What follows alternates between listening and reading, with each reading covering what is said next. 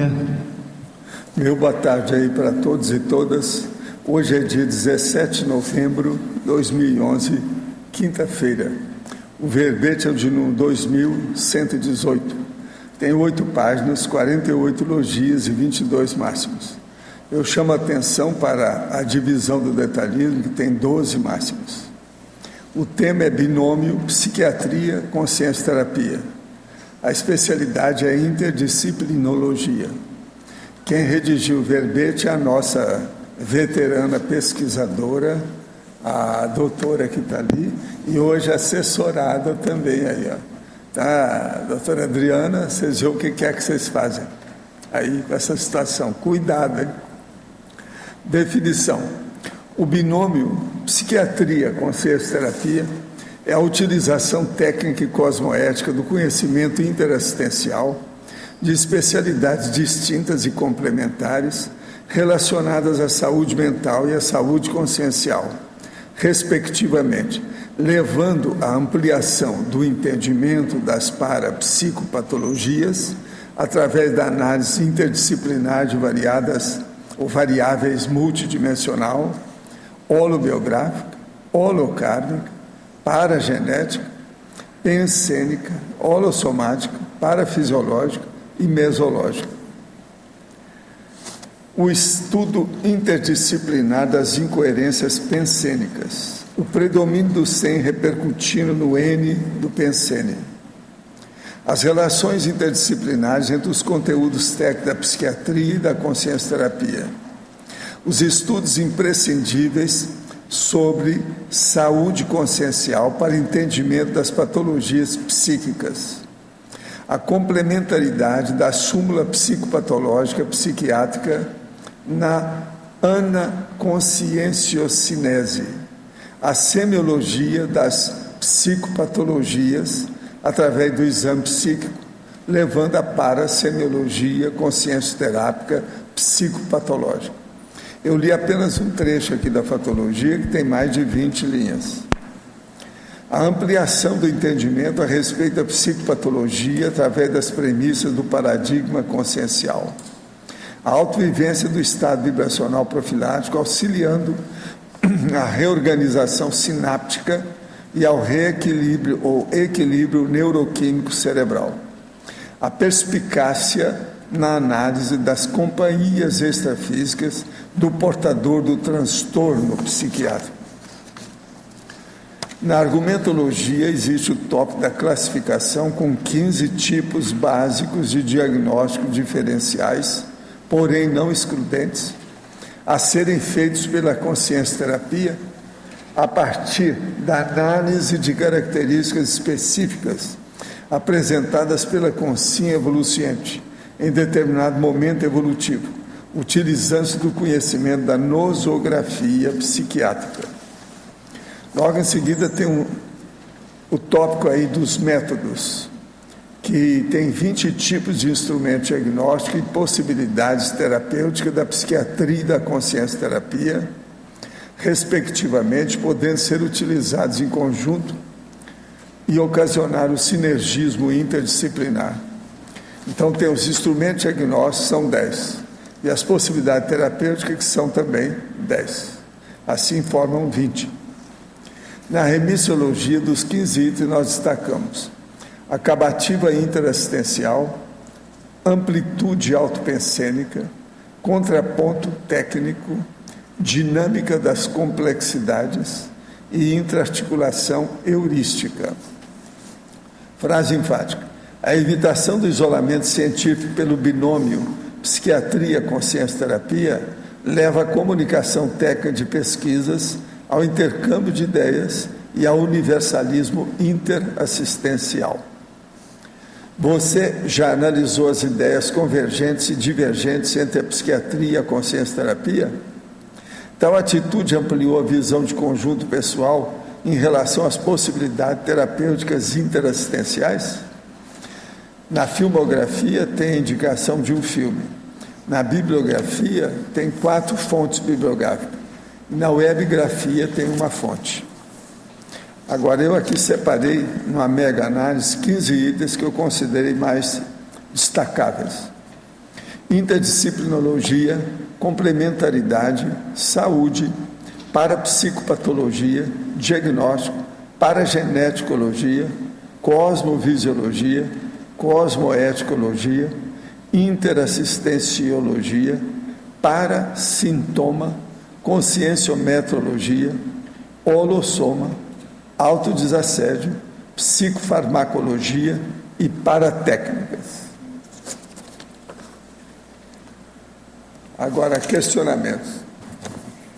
O momento exato que começa a vida humana é ponto de muita polêmica jurídica ao redor do mundo.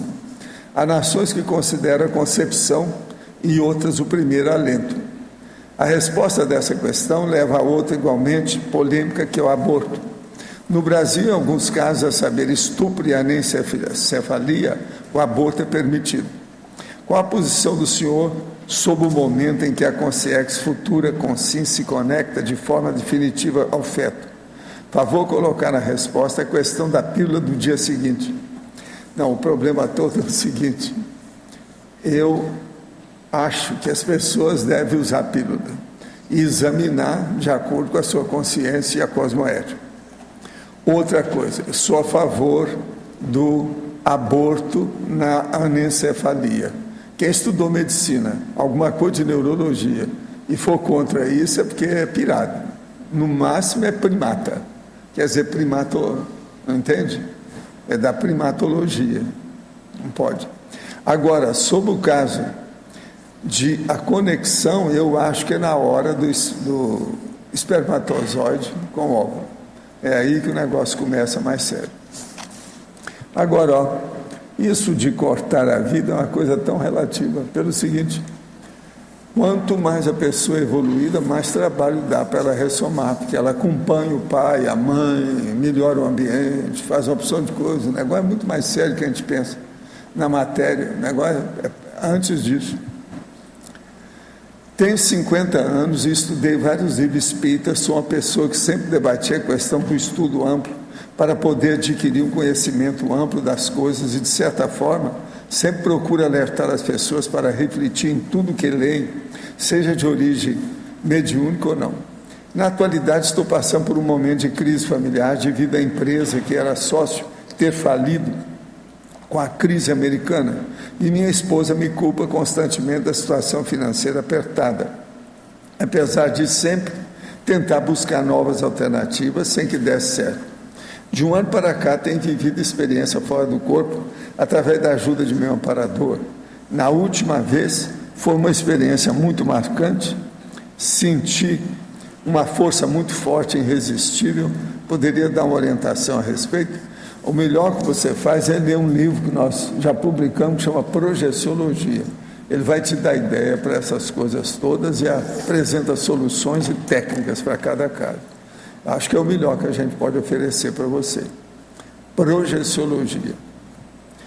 Os apontamentos que você costuma fazer nas tertulias sobre o Jesus de Nazaré são fundamentados somente em livro e registro histórico ou também em retrocognições e contatos com consciência? É tudo que eu posso.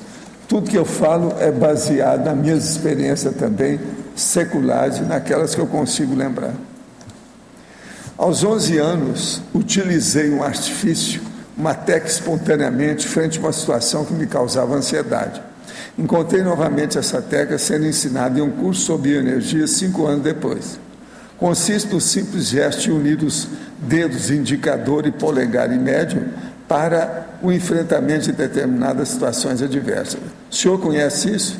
Teria alguma relação com a energossoma? Olha, isso aí é um processo de autossugestão. Eu não vejo nada de importante em matéria de energia nessas coisas, não. Há muita tolice nisso tudo de criança.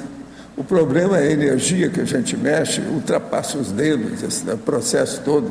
A gente mata mosquito com bomba atômica, tem que intensificar o processo. Então, isso aí, quando a pessoa faz essas coisas todas, isso tudo é problema apenas de sugestão para a pessoa se sentir melhor. É igualzinho dobrar a perna ou não dobrar a perna, tudo isso é bobagem, coisa secundária. Eu considero isso tudo como moldura. Para quem está começando, às vezes a pessoa leva isso em consideração devido à vida pregressa que ela teve, nessa vida mesmo. Então, aquilo às vezes estimula, incentiva dá mais força, é um processo de autossugestão. Ouvi o senhor há algum tempo falando sobre a sua pressão alta. Comecei a ter problema com pressão alta em setembro e cheguei a ficar no hospital.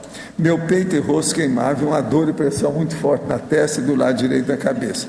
A médica do hospital e do posto de saúde me alertou do perigo de um AVC pelos sintomas que relatei na cabeça.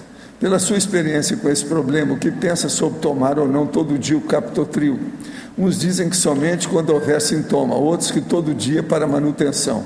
No hospital deu a pressão como 15/13, o perigo seria esse 13.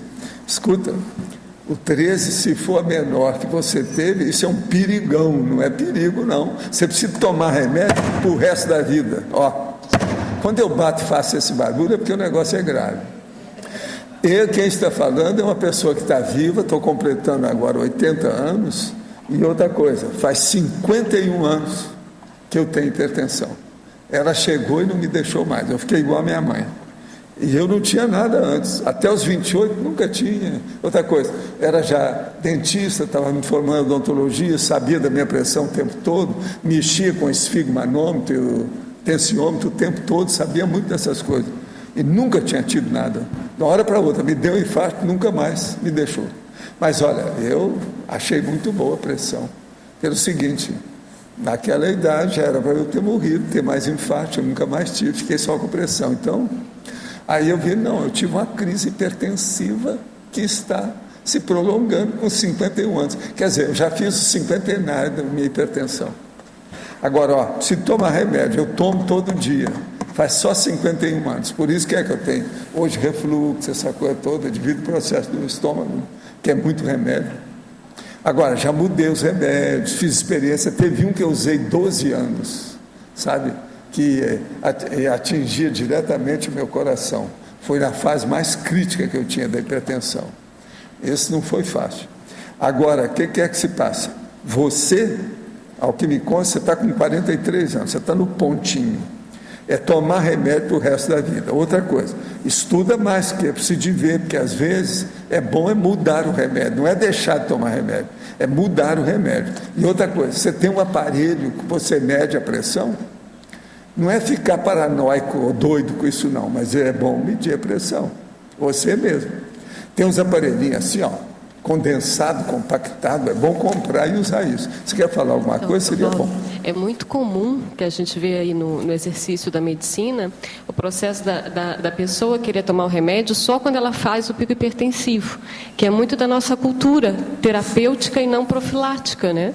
E assim, a pessoa hipertensa, se ela não tem uma causa que seja um problema renal ou alguma outra coisa que justifique o processo da hipertensão, é remédio para a vida inteira, tem que tomar, porque assim, eu não tenho tem que ser preventivo. Rins, nunca tive nada de rins, nunca precisei tomar nada para, sabe? É o processo estar da hipertensão com edema, primária mesmo, coisa. né?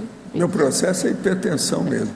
Agora, meu corpo não aguenta a minha mente, a verdade é essa. E olha que eu tenho macrosoma.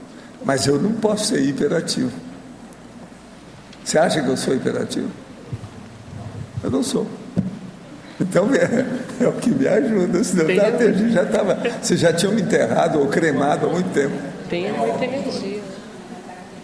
Agora, gente, eu queria saber o seguinte: tem alguém aí do processo das entrevistas gravadas?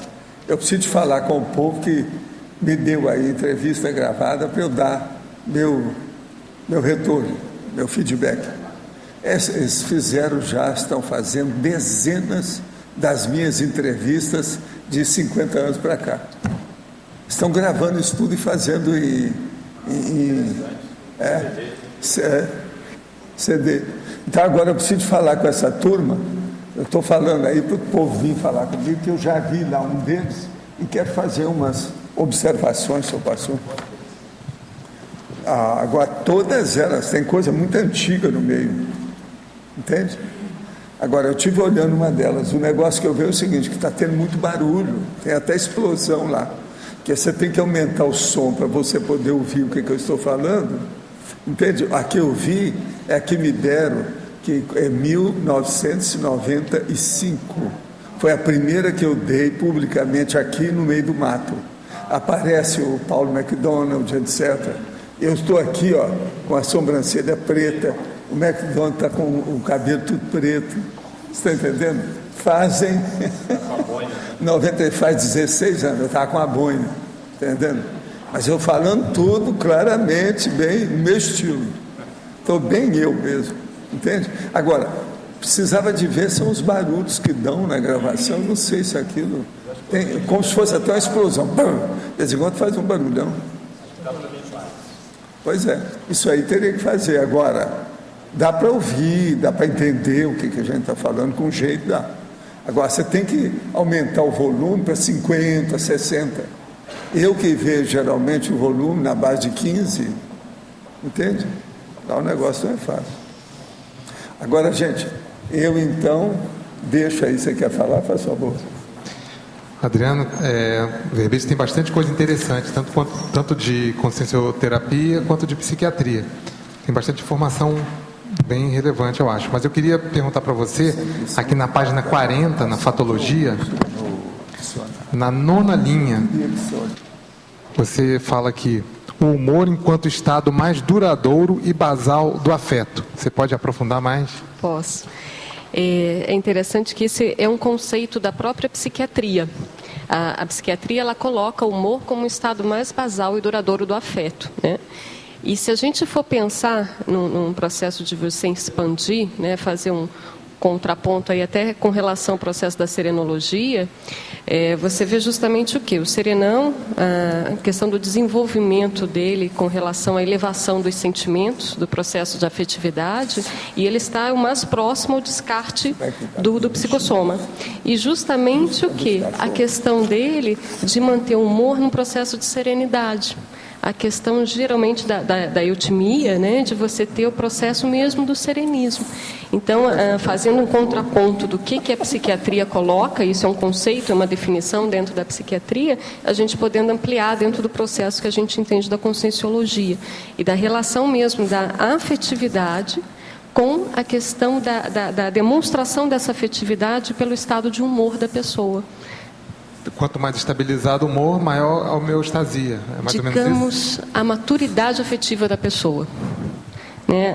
A gente entender o processo de afetividade não só no gostar do outro ou estar bem com o outro, mas muito mais do que isso. O processo mesmo de você entender mental, somaticamente, o sentimento, a afetividade. Que isso mostra que todo o processo de anticonflitividade íntima. E isso vai reverberar onde? No processo de humor. Você pode dizer que isso, no caso, seria uma prova de maturidade mental somática? Quando a pessoa está nesse estágio?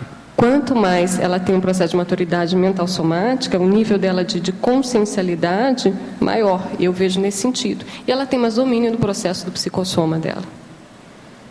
Da questão das imaturidades emocionais, o processo do emocionalismo, né? Adriana, na página 40, a 3ª e 4ª linha, a complementariedade da súmula psicopatológica e psiquiátrica na anaconscienciocinese. Essa é a anaconscienciocinese que eu queria saber o que seria. Então, na medicina, a gente tem o processo da anamnese, que você fazer determinados questionamentos, determinadas perguntas, determinadas avaliações, para você fazer um entendimento do que a pessoa sente, há quanto tempo que ela está tendo aqueles sintomas, referente a uma dor, como é que ela se apresenta, como é que a pessoa percebe aquele sintoma. Então, esse seria uma anamnese médica, digamos assim. Dentro do processo da anamnese da psiquiatria, a gente utiliza muito o processo da fenomenologia psicopatológica. O que é isso?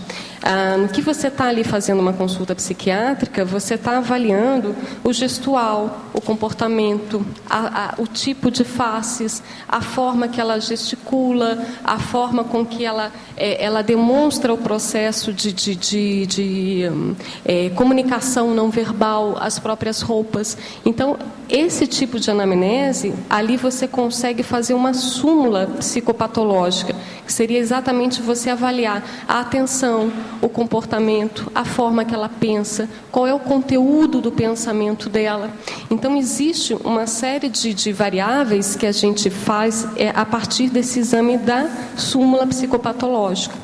E qual que seria essa questão? Do que você pode, num set consciencioterápico, num atendimento consciencioterápico, utilizar-se justamente dessa caracterização da súmula psicopatológica psiquiátrica para ampliar isso para a anaconscienciocinese, que é a anamnese consciencial que a consciencioterapia utiliza.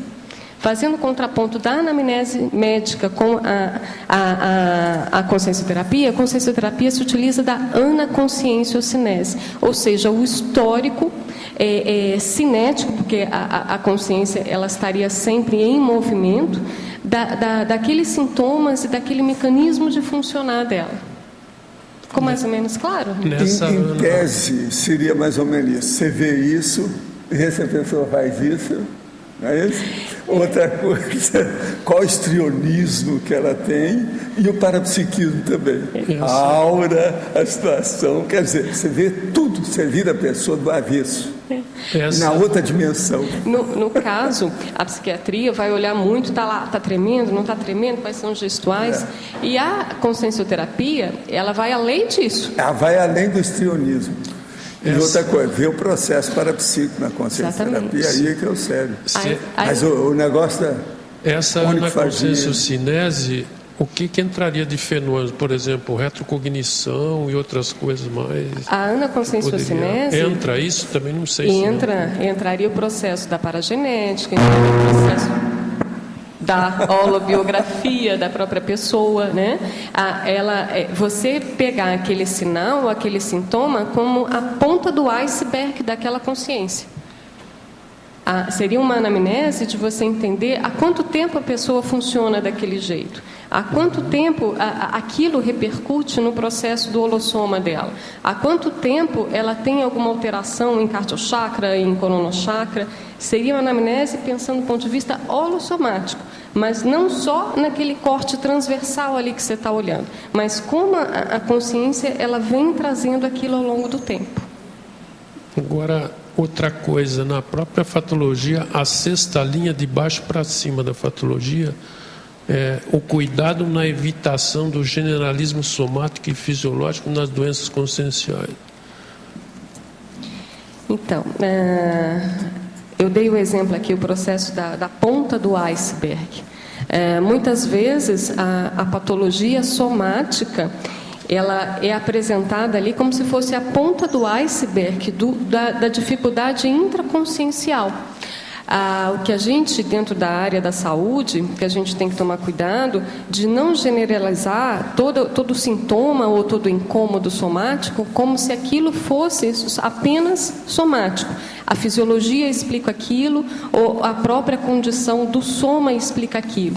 A grande questão que eu estou tentando demonstrar aqui nesse verbete é justamente que a gente possa integrar os conhecimentos, que a gente possa expandir o processo além da questão somática, além da questão física. Mas, ao mesmo tempo, a gente também não pode pensar que não possa ter uma patologia somática.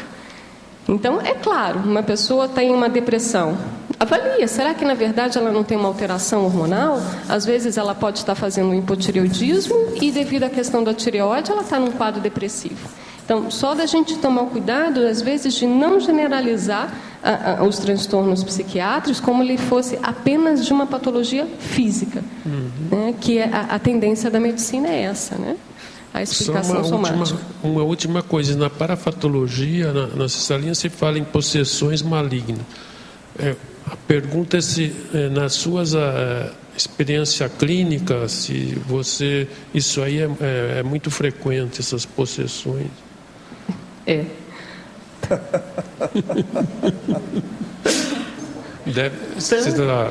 Não só eu até acho que pode ser, mas... Não só as possessões, como as semi-possessões, né? Às vezes a pessoa está ali, não está falando por ela mesma, as ideias, os exopensenes estão ali, e ela está crente que ela que está reproduzindo aquelas ideias, não é. Tem um processo ali de semi-possessão. E às vezes a questão da possessão mesmo. Seus amigos da máfia. A máfia extrafísica. A paramáfia. A paramáfia. A gente até, várias vezes, até o professor Walter já colocou aqui a questão do efeito Hooke, né? A pessoa lá, em possessão, o nível O efeito Hooke pode ter dois aspectos. Um que é positivo, sem nenhum processo patológico, mas homeostático. E tem o aspecto que é totalmente patológico. Precisa de ver, então, qual a finalidade, qual o objetivo. E então, muitas vezes, a pessoa entra ali num estado de possessão mesmo, um assediador, ela tem uma força violenta, às vezes são 5, 6 pessoas para ajudar a fazer uma contenção naquela pessoa. E agora, esses são os casos que a gente vê assim que é mais caricaturado, né? Mas tem os casos mais sutis de possessão que você vê ali que é o assediador falando pela própria pessoa e ela nem se deu conta que não é ela que está falando ali. Tem essa filmografia aqui específica que fala sobre o exorcismo de Emily Rose. É uma filmografia que é bem interessante para a gente estudar aí os processos de possessão. Quem tiver interesse de estudar, é um bom filme que mostra bem essas condições. Tá, obrigado. Hein? Tive essa noite uma experiência que parecia uma projeção na qual estava assistindo algumas consciências, acho que intrafísicas, através de arco voltaico, junto com outras pessoas que pareciam conhecidas, mas que ao despertar não consigo lembrar quem são, exceto o senhor, que era quem estava orientando como fazer o atendimento aos assistidos. Acordei me sentindo muito bem, apesar de ter dormido poucas horas e num sono muito profundo. Tal fato pode ter ocorrido com a sua participação, ou seria apenas uma forma encontrada pelo meu paracérebro para reter a memória de um amparador? Não, possivelmente devia de ter algum amparador lá, e você lembrou de mim e colocou no lugar. Tem até um deles que até parece comigo, mesmo a forma dele. Pode ser. O senhor disse que Hitler era de esquerda. Qual o fundamento disso? De onde tirou os dados das matanças da esquerda? Poderia repeti-los? Qual o problema da esquerda? Não, o problema todo é o seguinte. O Hitler, ele tinha muita coisa que era propriamente da direita, porque dominava o processo ariano. Ele queria levantar o problema da nação ariana, branca, aquela coisa toda. Mas ele chegava com o processo da esquerda na questão de fazer o excesso. Por exemplo, quem é que matou mais gente no século passado? Foi gente da esquerda, foi Stalin. Então você veja, ele é mais ou menos dessa época. Até um certo ponto, ele admirava determinados desafetos dele, ainda tinha isso. Tanto desafeto político como desafeto filosófico. Ele, às vezes, admirava, dentro da loucura dele, com aquela coisa toda. Agora, o que é que se passa? Ele era perturbado. Antes de mais nada, era um caso psiquiátrico, né? Como nós estamos falando hoje aqui de psiquiatria, ele é um caso psiquiátrico do jeito também que o Stalin também era caso psiquiátrico. E o Stalin era pior, porque ele era mais calado, era mais contido. Isso aí é um perigo. Por isso que ele matou mais gente, parece. Agora, para você, em classificação, página 43, gostaria de saber mais sobre temperamento forte, o item 15, e labilidade emocional, o item 11. Ok. Essa caracterologia, na verdade, essa classificação, ela é para a gente tentar fazer um contraponto, né, do que seria uma questão que a gente poderia ver mais sobre o âmbito da consciência e a outra mais pela questão do diagnóstico psiquiátrico, né? Então, foi o temperamento forte, que estaria ligado mais à nosografia psiquiátrica, e a outra seria a labilidade emocional, né? Que também estaria ligada à questão psiquiátrica, que a psicopatologia classificaria.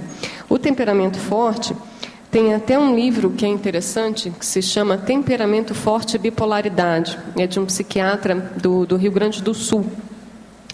E muitas vezes essas pessoas que têm um temperamento mais forte, elas têm uma dificuldade na questão de convivialidade dela. Elas acabam fazendo algumas inimizades, fazem muitas rupturas de amizades, elas são muito, digamos, às vezes autocráticas, e isso confunde com o processo do quê? Do strong profile, daquela pessoa, né, que tem a consciência de uma personalidade forte, mas não necessariamente a questão do temperamento forte. E uma das possibilidades que a gente avalia, às vezes, na questão do temperamento forte é a relação com a bipolaridade. E o outro ponto que foi questionado é a questão da labilidade emocional. É justamente a pessoa que, às vezes, acorda bem, durante o dia ela deixa de estar bem, ela fica entristecida, chega à noite ela já está eufórica e ela fica instável emocionalmente. Uma hora ela está bem, outra hora ela não está bem. Às vezes ela pode até colocar, mas aconteceu tal fato que acabou comigo. Então, essa possibilidade, às vezes, de um fato acabar com o humor de uma pessoa, isso tem que ser muito bem avaliado. E, geralmente, essas labilidades emocionais, a pessoa tem uma instabilidade emocional, a instabilidade do humor dela. Em Trinomiologia, página 42, gostaria de saber sobre paragenética, genética e mesologia. Com relação a esse verbete, né, esse trinômio, ele já existia, não fui eu que inventei esse trinômio, mas eu utilizei nesse verbete pela questão seguinte: muitos mecanismos que nós temos de funcionar, isso não vem dessa vida apenas, nesse momento evolutivo nosso, isso já vem acompanhando a gente há várias existências. Então, às vezes, a forma como nós temos de lidar e de reagir com as coisas, isso fazendo um sinergismo, às vezes, com uma genética que tem uma tendência a algumas alterações psiquiátricas, e uma mesologia, um meio, né, uma educação que também favorece, às vezes, esses traços mais patológicos ou psicopatológicos, isso vai acabar desencadeando num transtorno psiquiátrico. Então, a psiquiatria, ela utiliza muito a questão da etiologia das patologias como biopsicossocial, ou seja, o que tem relação, o que essa patologia tem relação com o soma, com o psicológico e com o social da pessoa. Só que ela esquece um ponto importantíssimo, que é a questão da paragenética, que a medicina ainda não viu. Então, essa questão do sinergismo, às vezes patológico ou às vezes positivo, isso pode desencadear um problema psiquiátrico ou não. Até às vezes a pessoa tem uma resiliência para ela não ter aquele problema psiquiátrico, mesmo que a genética tenha uma tendência a um problema psiquiátrico e a mesologia também. Pela sua experiência, quais os alimentos ou fatores que podem dar problemas do tipo tumores na próstata? Qual a melhor profilaxia? Seria bom você falar isso, somente sobre o processo lá que vocês veem na próstata. Eu não tenho conhecimento de nenhuma alimentação que tenha relação direta com o processo da próstata. O que se fala muito é do licopeno, né, dos alimentos vermelhos, tomate, que protegeriam com relação ao tumor de próstata.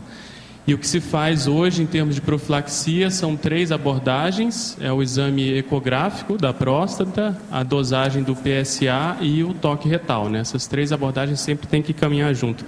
Não sei se a Adriana quer complementar. Não teria, não tenho conhecimento para estar complementando, não. Pois que eu estou passando, porque ele mexe com isso aí todo mês, aí, o dia inteiro.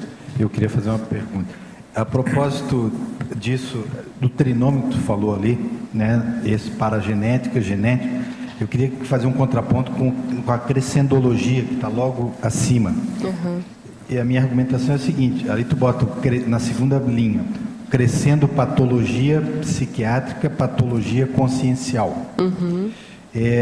Eu entendo isso, mas não seria exatamente um decrescendo? Então, o que eu vejo do processo aqui? Eu acho que tem as duas coisas.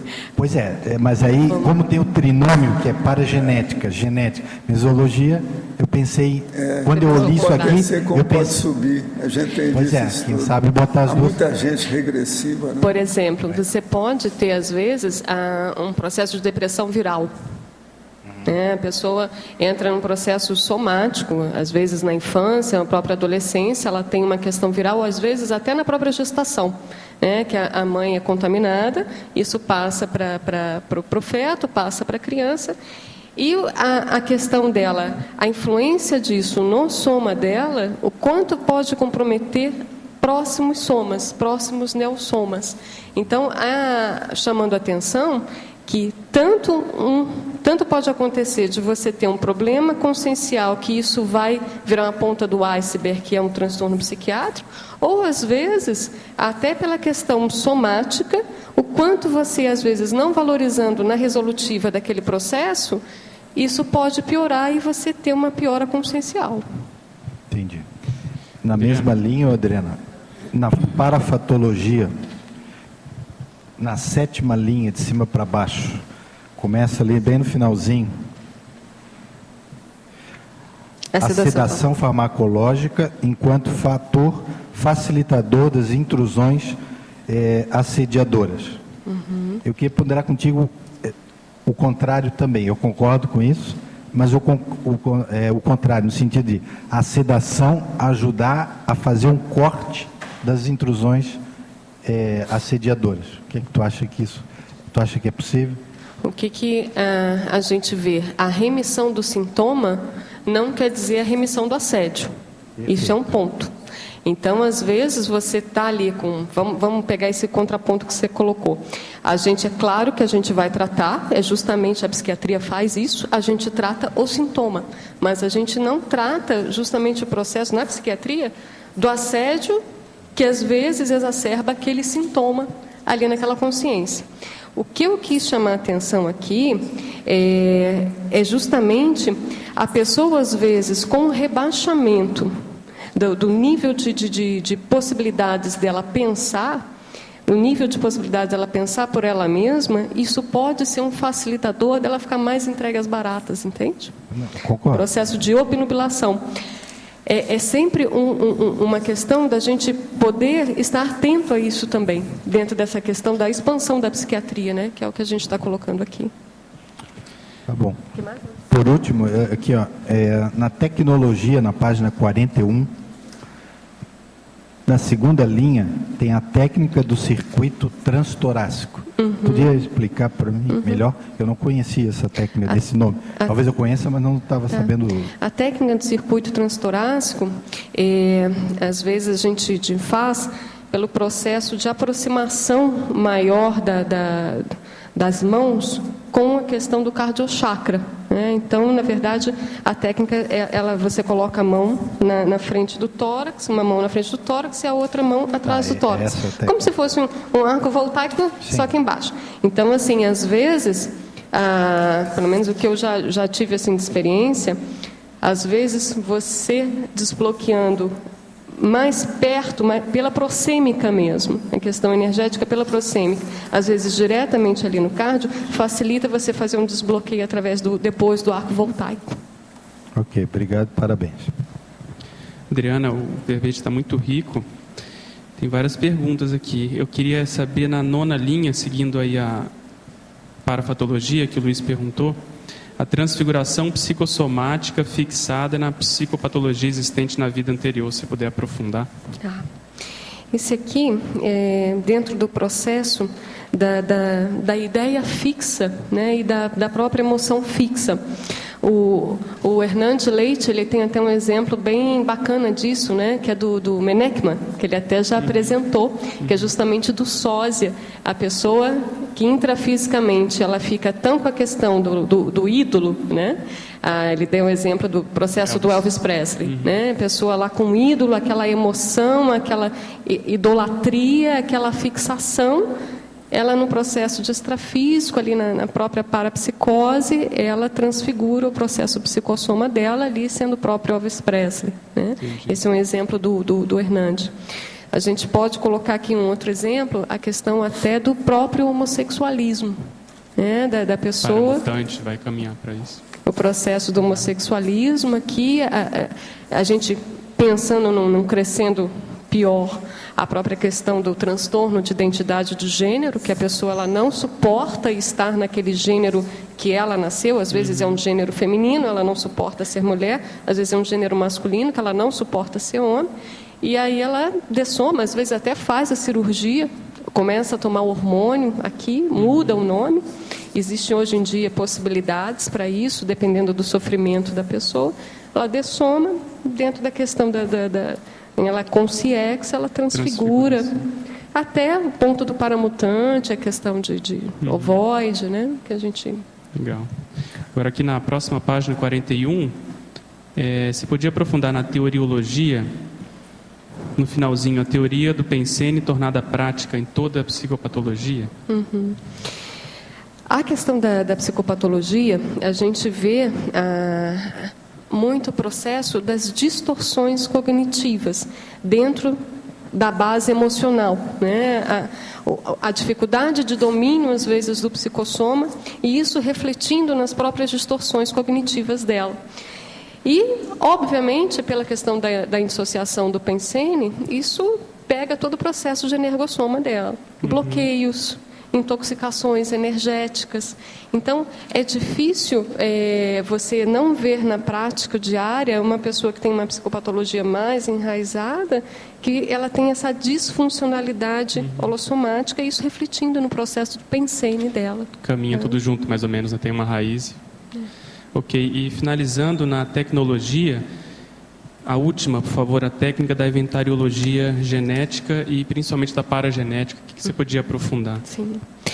A gente, dentro do processo da psiquiatria, tenta-se muito procurar ver módulos genéticos dentro da tendência de um transtorno psiquiátrico, para poder avaliar se tem alguma alteração genética específica que possa causar determinados transtornos, né? Mais a depressão, bipolaridade, o alcoolismo já tem alguns estudos mais favoráveis dentro desse processo da influência genética.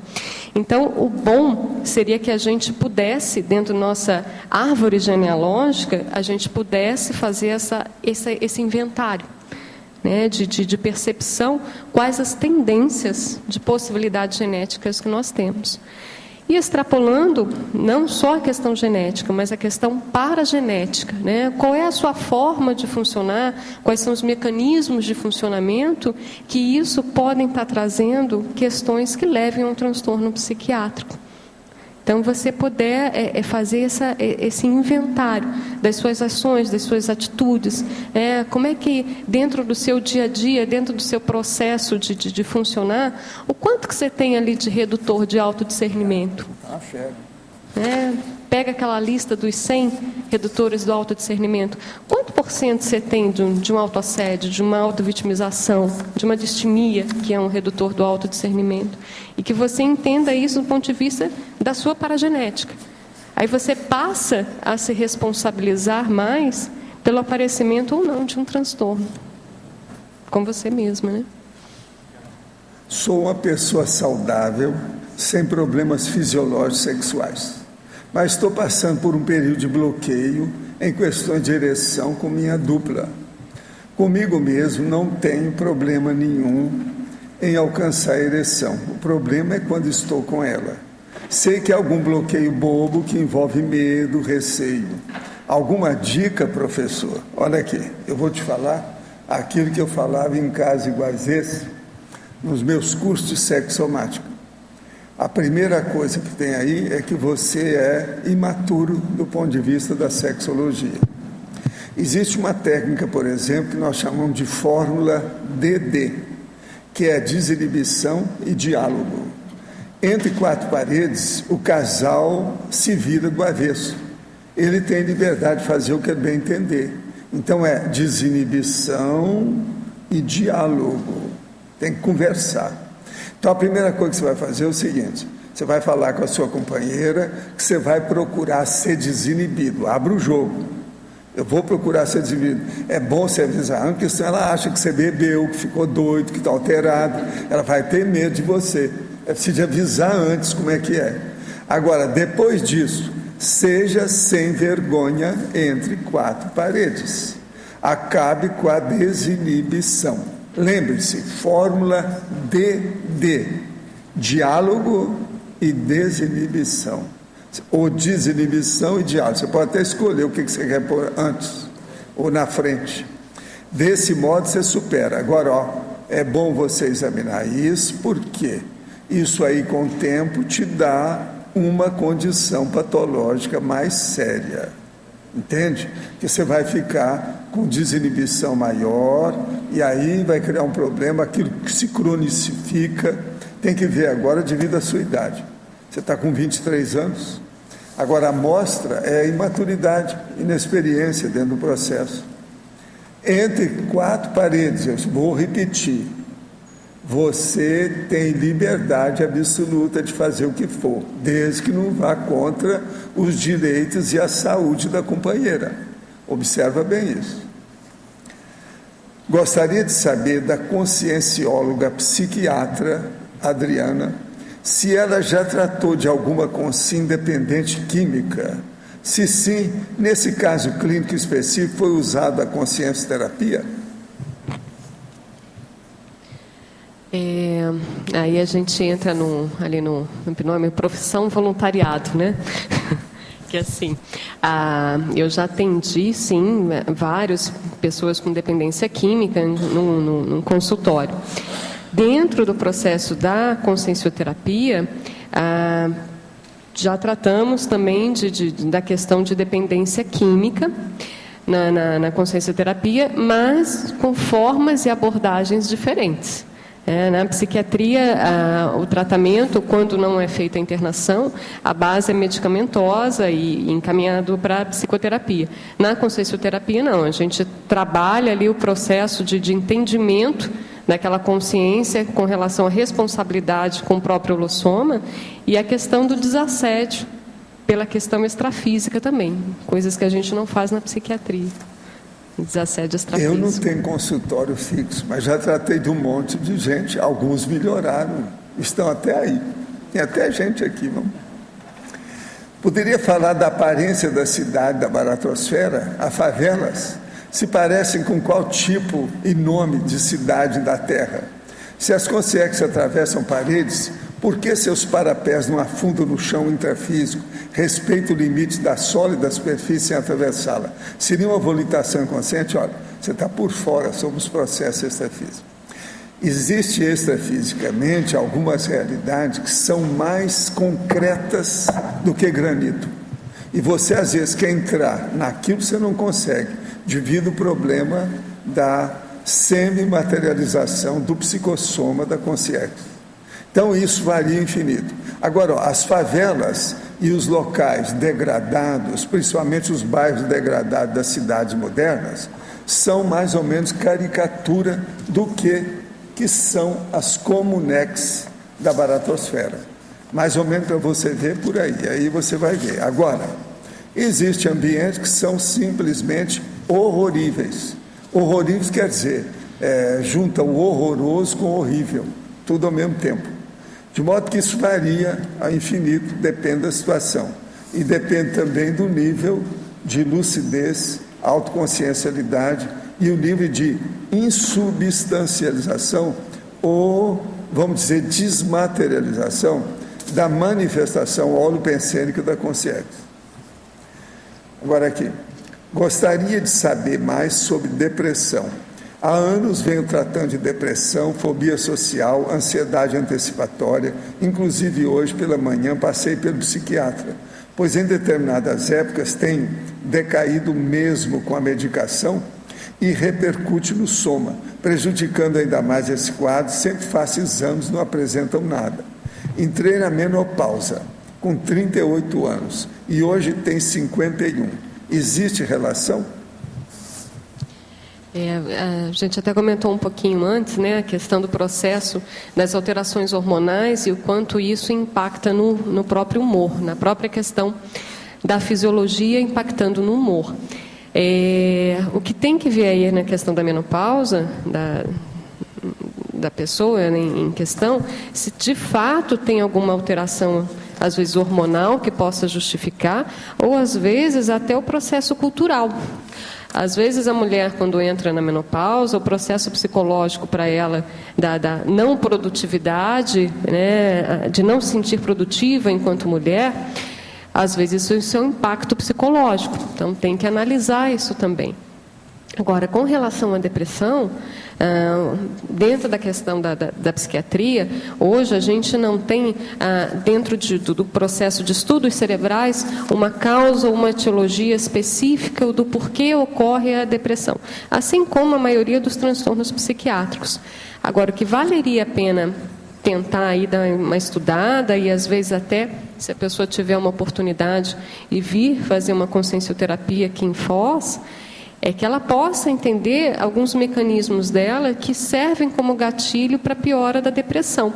E como é que ela pode reverter isso sendo mais preventiva, sendo mais profilática, evitando às vezes determinados comportamentos que entram, que elas acabam levando a um episódio depressivo dela. Então, a profilaxia seria interessante. Se puder vir fazer uma consciencioterapia, mas isso não quer dizer que tenha que parar com a medicação. Para a verbetógrafa, as consciências que apresentam a síndrome da autodispersividade deverão necessariamente ter sofrido de hiperatividade na infância? A possibilidade da autodispersividade ser um mecanismo de defesa do ego, no sentido de fuga da realidade? Dentro da classificação, é o número 5, né? Dispersão consciencial e o contraponto com transtorno de déficit de atenção e hiperatividade. Não necessariamente uma pessoa que tem uma dispersão consciencial, ela teve TDAH ou ela tem TDAH, por isso que ela tem uma dispersão consciencial. Eu vejo que hoje a gente tem uma quantidade muito grande de estímulos externos e às vezes nós mesmos dentro do processo de fazer a ProEx, dentro do processo de estar no voluntariado, a gente às vezes tem tanto estímulo e tantos convites que a gente tem que tomar cuidado para não sair do foco. Então, isso, às vezes, é um processo de dispersão consciencial. Não necessariamente a pessoa tem TDAH. Agora, a pessoa que tem TDAH, obviamente, se o tipo dela, às vezes, é mais relacionado à desatenção, ela vai ter mais dificuldade e vai ter mais a dispersão consciencial. A doutora Adriana, em um atendimento psiquiátrico, qual a técnica usada para fazer o diagnóstico diferencial entre uma psicopatologia e uma parapsicopatologia? Dentro da psiquiatria não existe a parapsicopatologia, né? Isso seria mais um atendimento dentro da própria consciencioterapia. Uma das técnicas que você pode avaliar é a própria questão de você utilizar técnicas relacionadas à questão energética, que muitas vezes você ajuda a pessoa a promover o autodesassédio e aquele sintoma, ele deixa de existir. Aquela aparente psicopatologia, ela deixa de existir quando às vezes a pessoa, ela mesma entende o mecanismo e provoca o autodesassédio. Agora, quando mesmo você ajudando a pessoa, às vezes ela se autodesassedia momentaneamente, 10 minutos depois ela se assedia, é muito provável que tenha uma questão mais enraizada, que tenha relação com uma psicopatologia. Para a verbetógrafa, tem uma sobrinha de 2 anos que às vezes se comporta de forma agressiva. Ela belisca, bate, vira os olhos, estica os bracinhos para baixo, lembrando possessão. Quando está assim, é uma criança doce. Como tratamos a criança nessa condição? Olha, se a pessoa tiver condições, né, não sei qual é sobrinha, né, um nível de facilidade que ela tem para estar mais em contato com essa criança, que ela possa trabalhar mais com energia com essa criança. Agora, seria bom dar uma avaliada se não tem de fato nada neurológico, não necessariamente psiquiátrico, mas às vezes alguma questão neurológica. Seria bom investigar. Agora, se não tiver nada neurológico, seria bom o processo das energias e cuidado se for algum médico que de fato possa entrar com uma medicação psiquiátrica e às vezes não era necessário. Então isso pode dar depois um prejuízo para a criança. Vale a pena então uma avaliação neurológica e o trabalho com as energias, se ela puder fazer esse trabalho com a criança, né? Adriana, eu queria te perguntar, fatologia, página 40, a 14ª linha, autopercepção elaborada.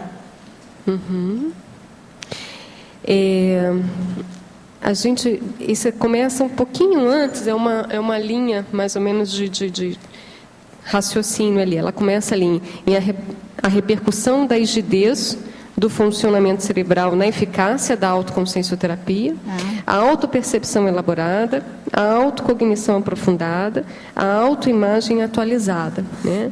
Essa autopercepção elaborada, ela entra muito no processo do aprofundamento dessa autocognição, da pessoa ter um entendimento da realidade consciencial dela e que ela possa, a partir disso, no dia a dia dela, ela conseguir ter a percepção das ações e reações dela. A percepção elaborada do ponto de vista não só somática, mas a questão de holossoma. Tá bom. Uma outra pergunta. O último item. Atenção ao prejuízo das funções laborativas e sociais influindo na realização da programação existencial. Poderia esclarecer? Sim. Dentro dos critérios diagnósticos da psiquiatria, é muito comum você ter uma variável de classificação que é assim, se aqueles sintomas da pessoa causam prejuízo significativo na função social e laborativa dela. O que é a função social? A convivência, o lidar com as pessoas e o processo laborativo de trabalho, de utilização das faculdades mentais. Então, esse é uma variável que é bastante utilizada como critério diagnóstico dentro da psiquiatria. O que eu chamo a atenção aqui? Da pessoa, se ela tem essa percepção de que há um prejuízo devido a uma questão psiquiátrica, que não tenha preconceitos com relação ao tratamento, porque isso, de fato, pode dar um prejuízo nas atividades dela de programação existencial. Por quê? Às vezes ela podia estar funcionando melhor e ela não funciona pelo processo da dificuldade, às vezes, cognitiva, da dificuldade de elaboração de ideias. Distorções, seria? As distorções? Distorções também. E, às vezes, ela podia trabalhar mais em alto nível na PROEX dela, ela não trata e ela tem uma dificuldade para, às vezes, fazer as coisas que ela poderia estar fazendo se ela estivesse tratando. Então, esse é um ponto que eu chamo a atenção, da questão dos pré-conceitos, das ideias pré-concebidas, né? Não só da pessoa com ela mesma e dela com outras pessoas que às vezes são voluntários e que fazem tratamento psiquiátrico. Eu até coloco aqui na efeitologia, não é efeitologia, não. A questão de você reduzir a pessoa ao problema psiquiátrico dela. Ela é muito mais do que isso.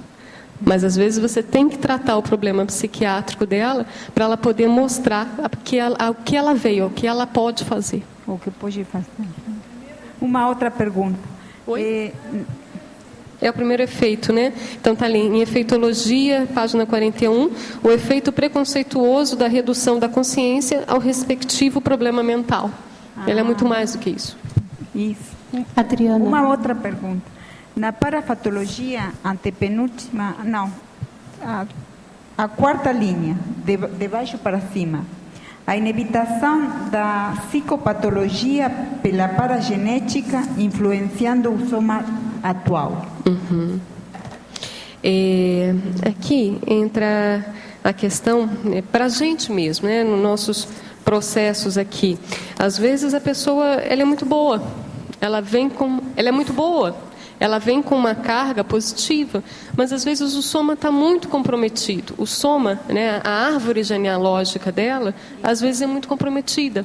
Então, a tendência dela ter geneticamente um problema de transtorno mental é alta. E às vezes, mesmo ela sendo uma pessoa assistencial, uma pessoa com uma bagagem positiva, mesmo assim a paragenética não dá conta. E aí a paragenética é sempre soberana, mas às vezes ela não consegue ultrapassar aquela genética que está mais comprometida ali. Mas a genética não influiria mais aí? Depende. Depende. Depende. Claro, Depende. Depende do tipo. Já pensou, você às vezes vem com... recebe um paramicrochip, ou então você vem com um macrosoma que possa auxiliar nisso?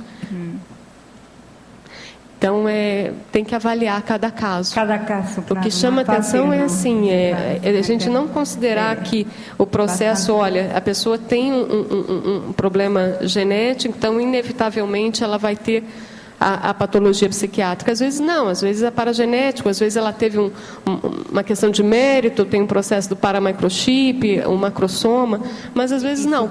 Mesmo assim, ela acaba tendo um problema genético. Isso entra naquela linha de cuidados com preconceitos. Obrigada. Aqui, Adriana, aqui, ó. Na página 41, Principiologia, o princípio da autocura. E tem uma coisa que me chama bem a atenção na consciencioterapia, que é a intenção da autoconsciencioterapia, né? Que a pessoa não fique a vida inteira lá fazendo consciencioterapia. Como é que foi idealizado isso, ligando aqui com o princípio da autocura? Podia falar um pouquinho? A grande questão é que vem a ideia do conceito do evoluciente. A consciencioterapia, ela não trata quem está lá para ser atendido como um paciente, ou seja, que estivesse ali passivo para o processo de recebimento de tratamento, né? Ela trata como um evoluciente a pessoa participante do processo dela, promovendo o quê? A questão da autocura. A consciencioterapia, ela parte da heteroajuda para auxiliar o evoluciente na autocura dele. Uma das questões que a gente sempre avalia é a dependência do evoluciente ali na consciencioterapia. Às vezes, a dependência do evoluciente em ter um desassédio energético. A ideia da consciencioterapia é sempre facilitar, através de instrumentalização do evoluciente, que ele seja o próprio terapeuta dele mesmo. Isso é para quê? Para fazer a profilaxia de qualquer dependência consciencial. Então, é questão de, olha, as etapas da autoconsciencioterapia. Vamos ajudar o evoluciente a perceber, ele se investigar para perceber o problema, ele se diagnostica, ele tem já o remédio que ele sabe que ele tem que tomar para se enfrentar e ele mesmo fazer a superação da patologia. Por isso que entra aquelas 4 etapas da autoconsciencioterapia: autoinvestigação, autodiagnóstico, autoenfrentamento, autossuperação. Então, dentro disso, não adianta. O consciencioterapeuta não vai fazer isso para o evoluciente. Ele vai ajudar, vai instrumentalizar, vai fornecer técnicas dentro do caso do evoluciente para que ele possa justamente aplicar isso nele. E aí entra o processo da autocura, através da autossuperação. E na psiquiatria, existe alguma intenção de que o paciente se autoajude, alguma literatura, alguma coisa, fora esses livros assim muito que tem escritos assim mais, né? Existe já alguma ideia? Eu vejo que uma das questões que a consciencioterapia, que a psiquiatria produz para ajudar os pacientes é fornecer sobre o entendimento da doença. Mas ela fornece um entendimento mais a nível psicológico e a nível somático, né? Da conscientização da doença no paciente, que isso é muito sério. Porque se a pessoa não tem uma conscientização do problema dela, como é que ela vai se tratar?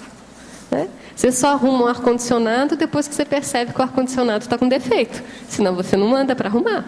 Né? Então, a primeira coisa, a pessoa ter a consciência do problema dela. E isso eu vejo que a psiquiatria ajuda muito, mas dentro da questão somática, dentro da questão fisiológica. Existem alguns trabalhos já práticos dentro da psiquiatria da psicoeducação, de fazer com que o paciente perceba hábitos, alimentação, principalmente alimentação, rotinas de atividade física, mas isso dentro da psicoeducação. Eu até faço um contraponto aqui da psicoeducação com a impactoterapia. Aqui na página 44, nas possibilidades terapêuticas, letra B, número 14. Psicoeducação, que é utilizado pela questão da psiquiatria, com a impactoterapia, que é o que a consciencioterapia utiliza. Porque muitas vezes, olha, não adianta, destrói aquilo e constrói um novo. Não dá para fazer um mais ou menos. Acaba com aquilo ali e pensa... Cosmoética destrutiva. Exatamente. Você queria falar? Adriana, Alexandre aqui, tudo bem? Olhei pouco, cheguei atrasado aqui, mas gostei muito do que eu vi aqui e tinha umas observações e umas perguntinhas que eu queria te fazer. Começando aqui pela página 40, na fatologia, na 15ª linha, lá no meio mais ou menos, a atenção às intercorrências somáticas entre a gestação e o complexo desenvolvimento cerebral, o completo desenvolvimento cerebral. O que você quis dizer exatamente? O que você pensou para botar isso aí? Esse aqui, a atenção... Alô? Tá saindo? Tá? Você achou? Achei. Eu estava vendo o microfone aqui. Agora perdi. A atenção às intercorrências somáticas entre a gestação e o completo desenvolvimento cerebral. Isso. A gente vê que na questão... Tanto desde a época lá do feto até a pessoa na infância dela, adolescência, até o estado de adultidade, isso você tem alterações neurológicas que podem acontecer dependendo, às vezes, do hábito da mãe, às vezes dependendo de determinado contrafluxo, às vezes de um evento adverso, às vezes de uma queda, às vezes de uma virose, às vezes de um problema febril, às vezes de uma infecção. Então, de ficar atento o quanto essa alteração dentro do processo da fisiologia, quanto uma doença fisiológica pode dar uma repercussão psiquiátrica. Um outro ponto que eu chamo a atenção aqui é a própria organização sináptica e a destruição sináptica que acontece num desenvolvimento normal cerebral. A gente tem a questão da poda sináptica dentro de uma das possibilidades da etiologia da esquizofrenia, que é justamente a poda sináptica errada. Ou seja, a gente, quando criança, a gente entra num super desenvolvimento sináptico, são várias sinapses que são feitas, até que quando você entra na adolescência e início da adultidade, o normal é que essas sinapses, elas sejam destruídas algumas sinapses e mantidas outras. Quando você tem um processo de defeito nessa poda sináptica, às vezes você mantém determinadas sinapses que não eram para existir. Então, tem várias questões fisiológicas que a gente tem que observar, tanto desde lá da gestação até a formação cerebral, de questões fisiológicas que podem dar um processo de transtorno psiquiátrico. Entendi. Esse caso que você falou até mais tardio, né, dessa hipótese para a esquizofrenia, seria depois da adolescência.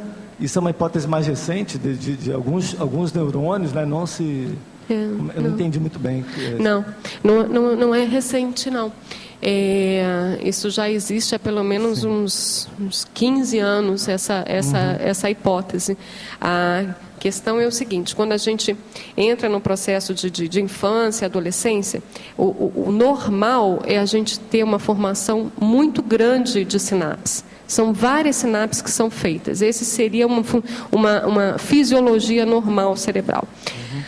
Com o final da adolescência e início da adultidade, o normal seria a destruição de determinadas sinapses. Isso seria o normal. e você manter apenas organizadas algumas sinapses. Uma das hipóteses da esquizofrenia é que justamente essa destruição, ela não ocorre de forma adequada. Destroem-se sinapses que seriam saudáveis e ficam sinapses que não seriam saudáveis. Entendi. Isso é uma hipótese da etiologia da esquizofrenia. Tá. Daí também tem muita gente que começa a ter a esquizofrenia apresentar no início da adultidade, né? Teria a ver com isso também, né? Principalmente o homem, né? É mais comum lá entre os 18 e 25 anos, a idade de início, mas não exclui o aparecimento da esquizofrenia antes e nem depois, né? Tá, e nesse caso aqui dessa afirmação, você inclui tudo aqui, né? Desde a gestação até problemas de prematuridade, né? Parto prematuro, um monte de coisa no meio. Sim, né? Você vê, uma pessoa às vezes ela tem uma queda, né? Cai da escada, ou é atropelada, bate a cabeça, tem uma concussão, é um problema. Sim. Outra coisa, Adriana, eu ia sugerir aqui na estrangeirismologia o insight do paciente psiquiátrico, não só por ser inglês, não, mas pela importância do insight como primeiro passo, né, para uma melhora. Você está falando do processo de conscientização, é isso? Na estrangeirismologia. Não, eu entendi. Isso, o processo de conscientização, isso, o insight então, o processo de conscientização do próprio paciente. Então, aqui, onde é que tem? Aqui. Em efeitologia, na 4ª linha, né, tem um efeito do esclarecimento holossomático, holobiográfico e do modus operandi para a superação da psicopatologia, né? Isso estaria dentro da questão de conscientização, na conscientização mais ampla, de acordo com o problema dele, né? Mas eu vou anotar aqui sugestão. Tá uma última coisinha agora, para não abusar. A Cris fez uma pergunta ali, em cima de uma frase aqui da parafatologia, que diz respeito à ascendência da paragenética sobre a genética, né? Que mesmo a paragenética sendo boa e tendo uma ascendência natural sobre a genética, teria um caso que isso não seria suficiente para a pessoa se sair bem, né? E aí você comentou da possibilidade do paramicrochip ou do macrossoma, né? Nesse caso, você considera o macrossoma algo além da ascendência natural, né? Da paragenética sobre a genética. Seria alguma coisa além, né? Eu entendo sim. Existem tipos de macrossoma, né? E isso vai depender de acordo com o mérito da pessoa de estar recebendo aquele macrossoma. E isso, assim, tem um porquê também. Ela vai estar recebendo esse macrossoma porque o nível de assistência que ela vai fazer é de um modo atacadista. Isso tem a ver com o processo da programação existencial dela. Então, eu vejo assim, às vezes a pessoa tem um mérito e isso é conseguido. Agora, muitas vezes, mesmo a pessoa tendo uma paragenética, que é uma paragenética positiva, mas ela tem algum traço do passado, algum processo dentro da holobiografia dela, ou alguma questão dentro da própria holomemória dela, que isso dificulta a superação da paragenética dela, ou melhor, dificulta a superação da doença dela ter uma tendência genética e ter um problema psiquiátrico, por essa característica dela dentro da paragenética. É isso que eu quis chamar a atenção ali. Entendi. Agora, com relação ao macrossoma, é muito mais do que isso, né? Eu coloquei aqui uma possibilidade, mas tem que ver qual é o trabalho que ela vai fazer. Nesse caso, o macrossoma seria além disso, né? Quer dizer, tipo, o paramicrochip, o macrossoma seria uma coisa, vamos dizer, dada à pessoa ou adquirida por mérito, além da ascendência natural da paragenética dela sobre uma possível genética ruim. Né? Exatamente. A gente pensar assim, olha, vamos extrapolar aqui no processo de macrossoma do serenão, né? Às vezes, o que nossos cérebros, dentro da humanidade, nós já não fomos beneficiados pelo processo do macrossoma do serenão. Certo? Sim. Quer dizer, foi... Em trinomiologia, página 42, 3ª linha. Poderia aprofundar o trinômio crendices, delírios, tradições? Admito que às vezes fantasio muito no contexto afetivo. E por isso muitos já desconfiaram da minha sanidade, até mesmo pseudo-profissionais da medicina. Como me desfazer dessa mágoa intraconsciencial que tem adoecido o meu ego? Ele está bem enroladinho, né? São duas perguntas, né? Então, vamos lá, trinomiologia. O trinômio crendices, delírios, tradições, né? Às vezes a pessoa, ela está dentro de determinada religião, que isso leva a determinadas crenças, e determinadas crenças às vezes tão bizarras que chegam a ser delírios, mas isso tudo dentro da própria tradição dela ali religiosa. A gente vê, às vezes, tem até ali na fatologia, eu coloquei a questão da influência de determinadas religiões no aparecimento do transtorno psiquiátrico. Às vezes você vê em determinados locais o aparecimento de quadros depressivos, às vezes em convento, às vezes relacionados a pessoas dentro de uma religião, às vezes mais ortodoxa, do catolicismo. Um outro ponto desses delírios, essas crendices, a própria questão do sincretismo cultural. Então, é uma questão de ficar atento o quanto, às vezes, as crenças por distorções cognitivas ou distorções, às vezes, já enraizadas culturalmente, isso chega a entrar numa piora substancial a ponto de virar um delírio. Delírio, o que a gente considera perante a média da sociedade. Muitos de nós aqui, quando falamos do processo de projeção, e o processo de holossoma, e o processo de megaforização, que seja, a gente conversa às vezes isso com algumas outras pessoas, nós somos considerados os loucos, nós é que deliramos. Então isso tudo depende da média da sociedade. Com relação às mágoas e ressentimentos, eu sugiro que a pessoa possa abrir mão dessas mágoas e ressentimentos e que possa dar uma olhadinha aqui na página 44, letra B, ali no número 20, terapia sistêmica, em contraponto à técnica da tela mental. Coloca todos esses desafetos ou essas pessoas que você tem mágoas, ressentimentos, coloca na sua tela mental e abençoa todo mundo, que aconteça o melhor para todos. Vai ser difícil no início, mas tenta que consegue.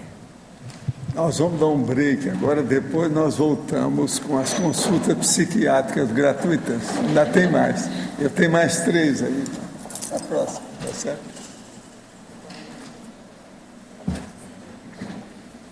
Pedimos a todos que, por favor, desliguem os celulares e não teclarem os computadores na hora da mega-euforização. Obrigada.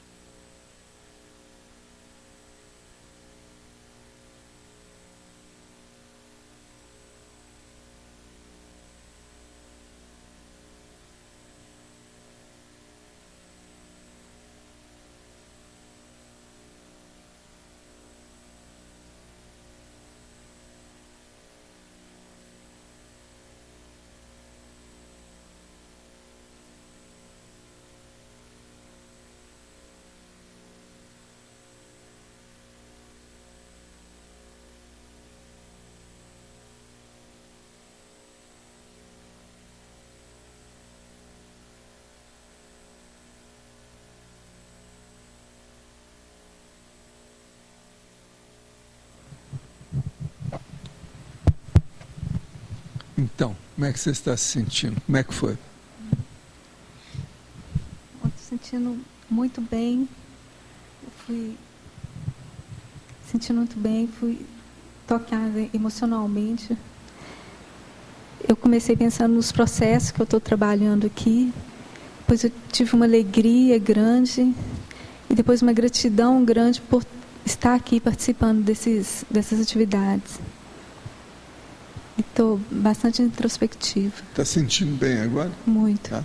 Então, e a senhora, como é que nós fomos? Me sentindo muito bem, mas eu senti uma aceleração muito grande, uma pulsação muito grande, muito forte. É. E agora, como é que está? Estou bem agora. Está bem? Então tá. E você?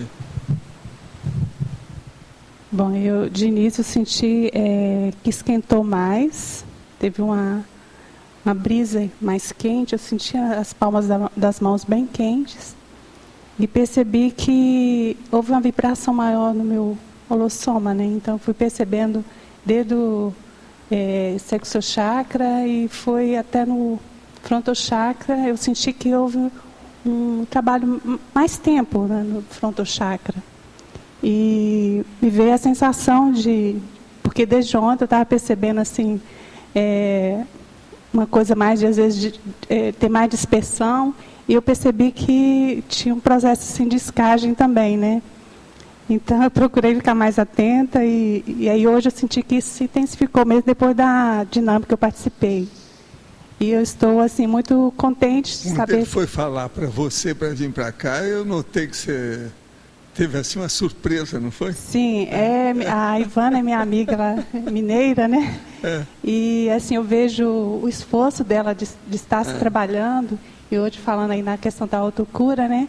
Eu vejo que ela está empenhada nisso e a gente fica torcendo para que ela possa dar continuidade nesse processo todo. Ela vai estar participando do complementário, né?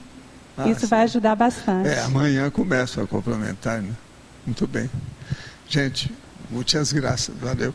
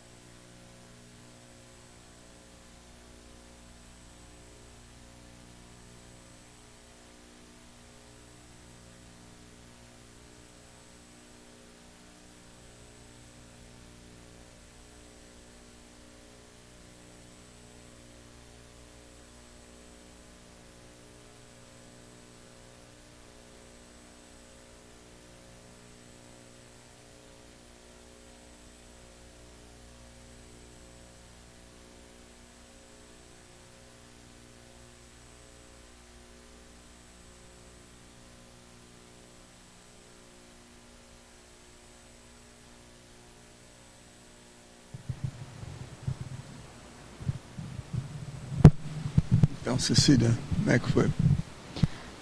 Desde que eu estava sentada, eu já senti muita movimentação energética, principalmente no cardio, no laringo e nas costas, subindo pela coluna até o corono. Aí, depois aqui, ficou um tempo nessa movimentação, principalmente nas costas até o corono, e depois muita pulsação, como se estivesse pulsando o energossoma, assim, intensamente, até abrir para uma... como se fosse uma exteriorização, assim, bem grande, muito bom.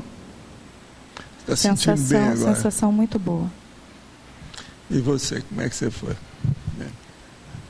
Desde que eu sentei, eu comecei a sentir muito forte os pés, os plantochakras muito ativados, e passou um tempo, aquilo se expandiu pelo corpo inteiro, e lá pelo meio do trabalho começou a ampliar demais a sensação de bem-estar, e a ideia muito forte que fixou para mim foi de destemor, de estar para o que der e vier, sabe?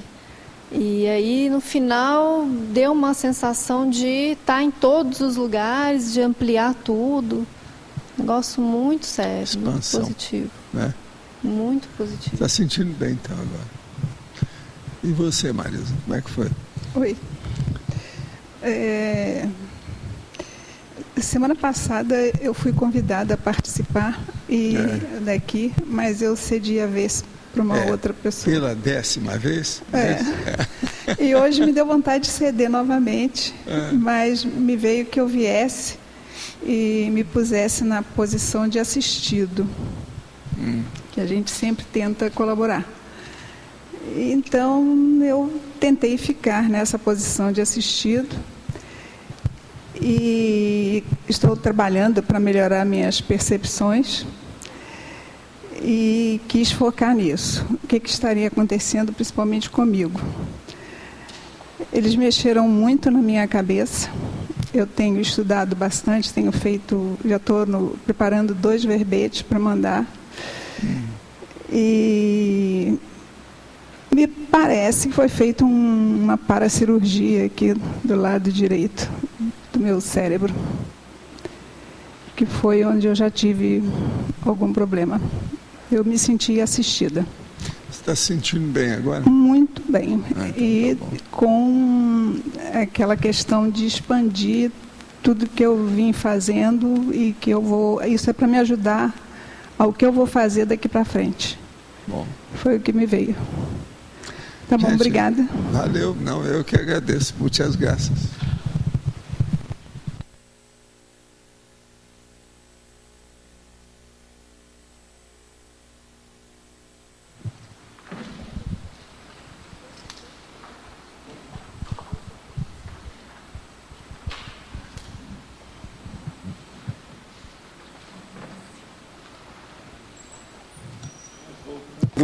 A nossa doutora, para a verbetógrafa, de que modo você e a consciência-terapia lida com a esquizofrenia e o transtorno antissocial, em que o convívio em sociedade e familiar pode ser perigoso? Seria possível a recuperação ainda nessa existência para tais consciências? Com relação à esquizofrenia, ele é um dos grandes transtornos da psiquiatria. A gente vê que não existe cura como esse soma para o processo da esquizofrenia, né? Isso pela psiquiatria. O que a gente vê dentro da questão da consciencioterapia, que possa auxiliar muito a questão da esquizofrenia, é do esquizofrênico conseguir perceber quem está com ele. Porque muitas vezes a questão das próprias alucinações auditivas ou visuais, isso se confunde às vezes pela própria questão do parapsiquismo. Há uma tendência de ter uma descoincidência no esquizofrênico, o esquizofrênico ter uma descoincidência maior dos veículos de manifestação, e isso ter o processo às vezes do parapsiquismo aparecendo de uma forma para ele que ele tenha dificuldade de saber o que de fato é extrafísico e o que de fato é dentro da psicopatologia dele. Se ele conseguir fazer essa distinção, né, e o processo dele de conseguir lidar melhor com isso, isso seria um grande ganho. Agora, o próprio professor Valdo comentou aqui já de um familiar, né, uma pessoa próxima que, nesse soma esquizofrênico, descarte do soma, que ele tinha o processo enquanto consciex, né, de uma facilidade de ideias e ter melhorado todo o processo dele da esquizofrenia, né, e ter tido mais, de fato, um fator genético, viral, ligado à esquizofrenia, do que, de fato, um mecanismo intraconsciencial que levasse a essa desorganização e a esquizofrenia. Com relação às personalidades antissociais, que é o que a psiquiatria chama muito da questão do psicopata, aí existem vários estudos relacionados à questão da neurofuncionalidade do córtex frontal, né, e que a gente vê que é um processo ligado também à maturação do lobo frontal. Daí vem a questão do processo da afetividade. O que eu vejo que a gente tem que estar mais atento, né, é justamente na psicopatia ou do transtorno antissocial, que ele é mais light, porque o caricaturado é aquele serial killer que sai matando todo mundo com os mesmos rituais. Mas e no dia a dia, né? O quanto às vezes aquela personalidade bifronte, que uma hora coloca uma coisa para você, outra hora atrás coloca outra coisa, né? A pessoa às vezes não confiável, o quanto de traço ali de personalidade antissocial, no fundo ela não tem, né? Então, da gente estar mais atento essas pequenas questões dentro da própria questão do caráter da pessoa. Da própria pessoa avaliar o código dela de cosmoética, dentro da questão do bifrontismo, né? E esses percentuais ligados aos traços da personalidade antissocial. Na consciencioterapia, a ideia é que a pessoa possa se ver de uma forma nua e crua, né? De fato, com o que ela é. Sabendo os valores, princípios, o processo de cosmoética, o que de fato ela precisa rever, e se ela quer assumir, rever isso ou não. A psiquiatria ainda utiliza eletroconvulsoterapia em casos graves de esquizofrenia com catatonismo e depressão maior. De que modo você e a consciencioterapia interpretam esses tratamentos radicais que podem levar a outros distúrbios? Você tem que pesar, aí no caso, eu não posso falar enquanto a consciencioterapia, né, que eu estaria falando com relação à instituição, eu posso falar do que eu penso disso enquanto psiquiatra e consciencioterapeuta. Existem determinados casos que são totalmente refratários a formas farmacológicas. O caso da catatonia, tanto na esquizofrenia quanto na depressão, a pessoa vira um vegetal. Ela não bebe, ela não come, ela vai definhar. Ela, de fato, ela morre sozinha se você não fizer nada. Então, às vezes, a questão de você apenas hidratar, fazer uma alimentação através do acesso venoso e a medicação não resolve, é a questão dos males o menor. Você evitar a dessoma de uma pessoa, você fazer a eletroconvulsoterapia. Hoje em dia, se fala-se muito da estimulação magnética transcraniana, né, que teria menos efeitos colaterais do que a eletroconvulsoterapia. A eletroconvulsoterapia, além disso, ela tem uma questão de, hoje em dia, ela ser feita com anestesia geral.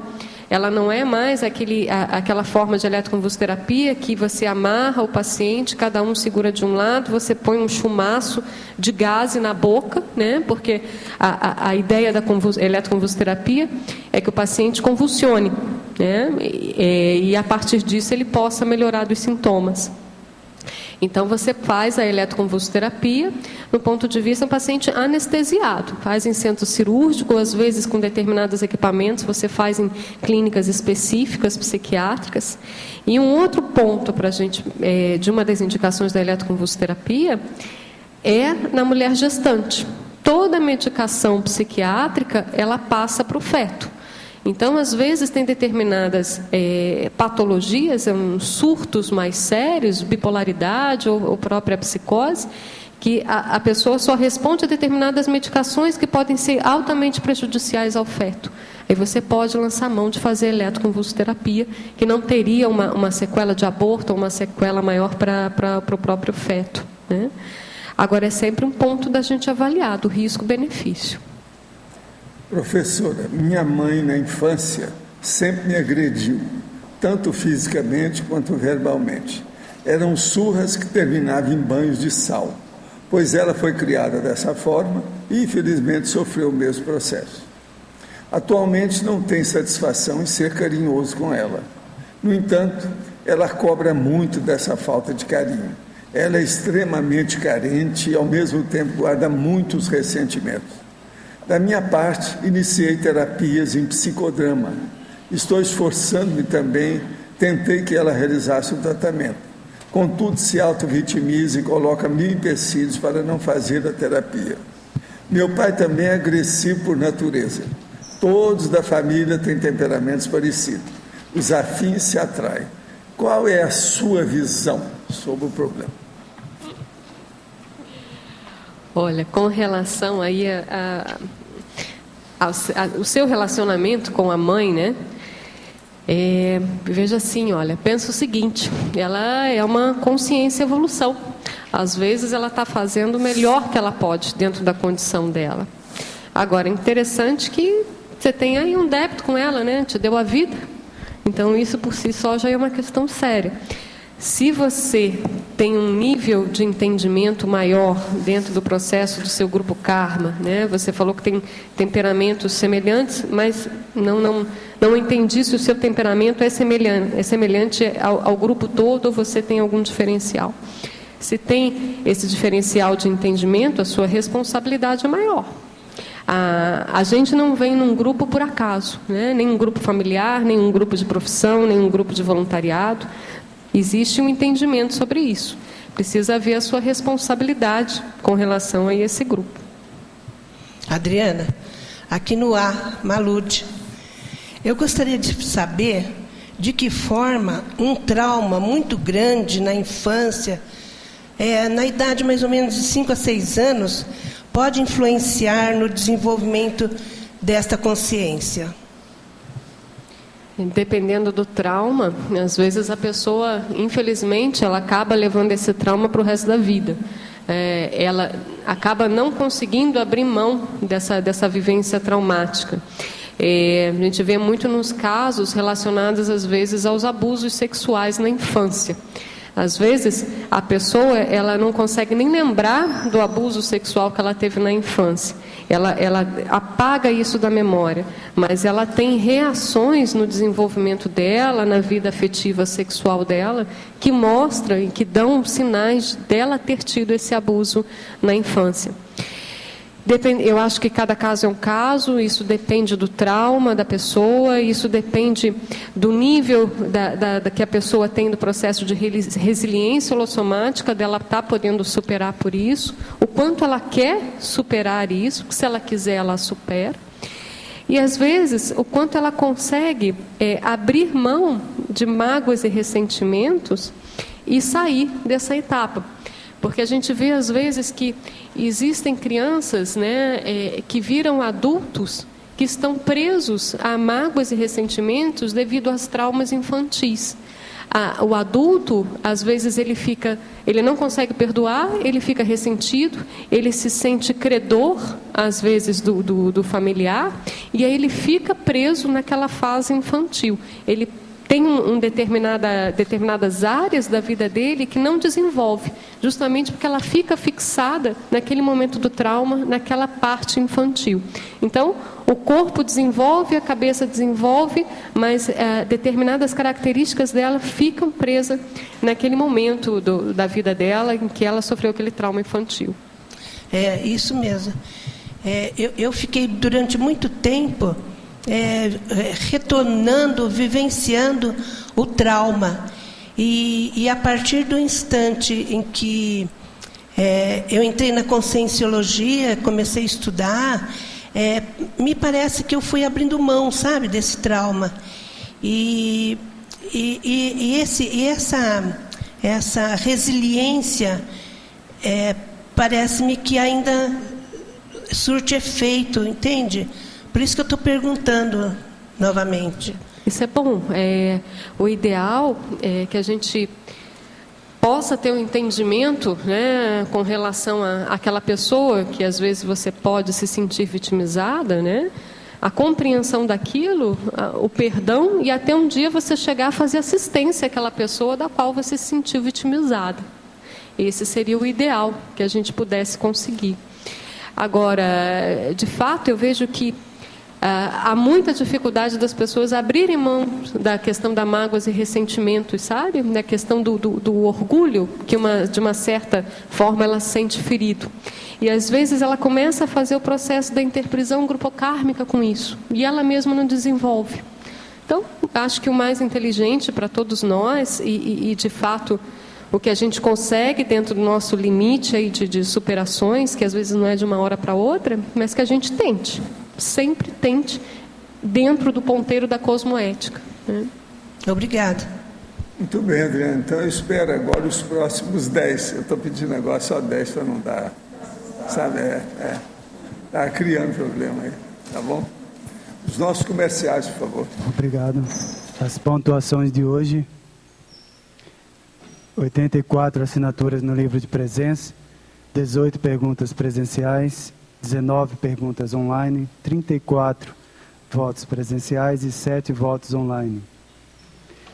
Hoje temos os recados do Amin sobre a Escola do Parapsiquismo, a Sandra, curso Desperticidade, a Marguê sobre o curso Arco Voltaico, a Malude sobre Iniciação Paracientífica e a Alzira e Djalma sobre Jornada da Conscienciometria.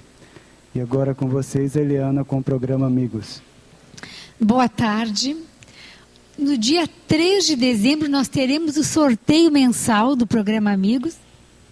Ele vai ser excepcionalmente num sábado, dia 3, porque no domingo, dia 4, nós teremos o Conselho dos 500. Então, a ideia é a gente, né, como faz parte também do Conselho, da coordenação, a gente estar lá na Assembleia e faremos, então, o sorteio dia 3 de dezembro. Será sorteado um Kindle da Amazon para todos os amigos ativos e uma máquina fotográfica para aqueles amigos que fizeram sua assinatura ou que renovaram no mês de novembro. Então a gente espera por todos vocês, ainda dá tempo de vocês se associarem ou renovarem sua assinatura, participarem do sorteio, mas principalmente serem mantenedores da enciclopédia da Conscienciologia. Obrigada. Boa tarde a todos. No dia 4 de janeiro vai ter início a segunda turma da Escola de Parapsiquismo. Um dos objetivos principais da escola é o desenvolvimento do parapsiquismo de maneira organizada, técnica, sistematizada, com a aplicação da técnica de mais um ano de vida parapsíquica. A estrutura básica da escola é composta de 3 módulos que acontecem em janeiro, julho e dezembro. Cada um desses módulos tem 3 campos com epicons, uma série de atividades energéticas e cada aluno passa por uma entrevista individual com cada epicon. Em virtude desse fato, o número de vagas é limitado, tá, para que todos possam ser atendidos, né, num tempo razoável. Além disso, entre os módulos tem uma série de atividades opcionais e não opcionais. Uma delas são as maratonas. Então, vou ter maratonas do estado vibracional, da sinalética e maratona de leituras de livros. Então, quem tiver interesse, é só procurar a recepção do CAEC, o telefone é 45 3525 2652, lembrando mais uma vez que as vagas são limitadas. Tá? Obrigado a todos. Boa tarde. O convite é para que vocês possam passar conosco o final de ano no CAEC. Nós teremos vários eventos e hoje nós vamos destacar aqui o curso Desperticidade, que ocorre do dia 29 a 31 de dezembro, de quinta a sábado, no campus da OIC. Para você que admite a possibilidade de atingir a desperticidade ainda nessa vida. Nós teremos os epicons Cristina Aracaki, professor Moacir Gonçalves e professora Marina Tomás.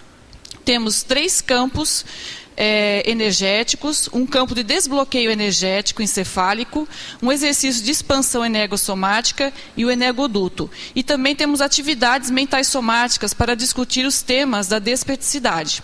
Então, os interessados podem procurar a recepção do CAEC ou fazer a inscrição pelo telefone 3525-2652. Obrigada. Boa tarde. Eu estou aqui para divulgar o curso Arco Voltaico, que vai acontecer dias 8, 9 e 10, agora de dezembro.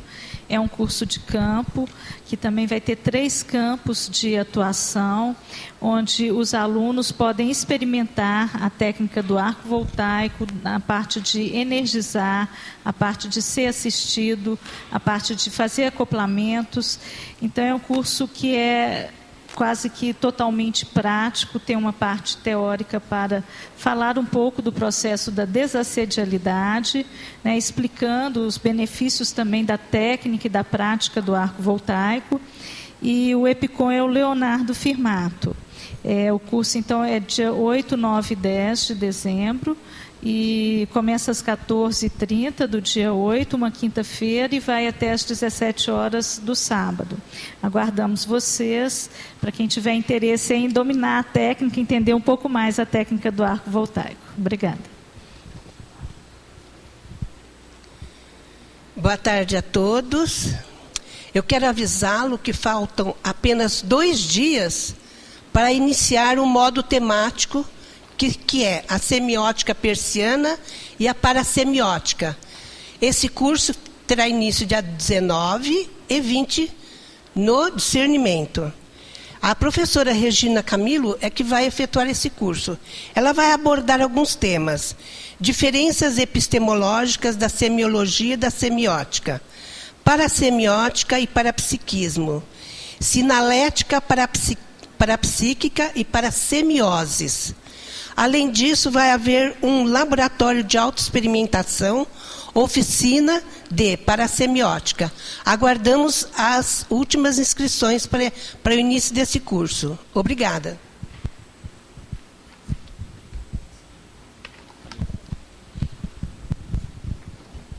Boa tarde.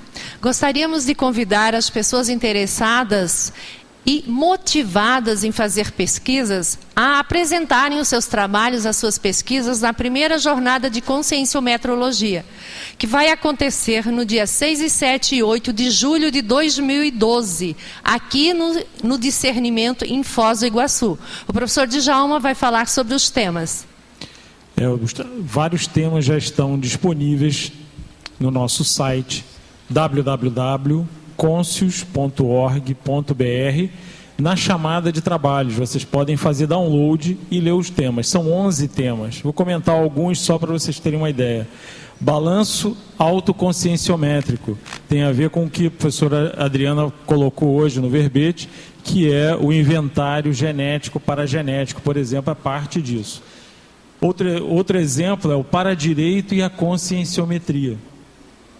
E a reciclogenia também, para aqueles que estão estudando o processo, a habilidade ou a capacidade de reciclagem existencial. Então, mais uma vez, fica o convite àqueles que têm algum tipo de pesquisa na conscienciometria, tá certo? A submeter um trabalho. A data final, o prazo é até janeiro, 6 de janeiro de 2012. Vou repetir, o site é www.conscius.org.br, e para quem quiser mandar o trabalho direto, o e-mail é jornadaconscienciometria@conscius.org.br. Obrigada.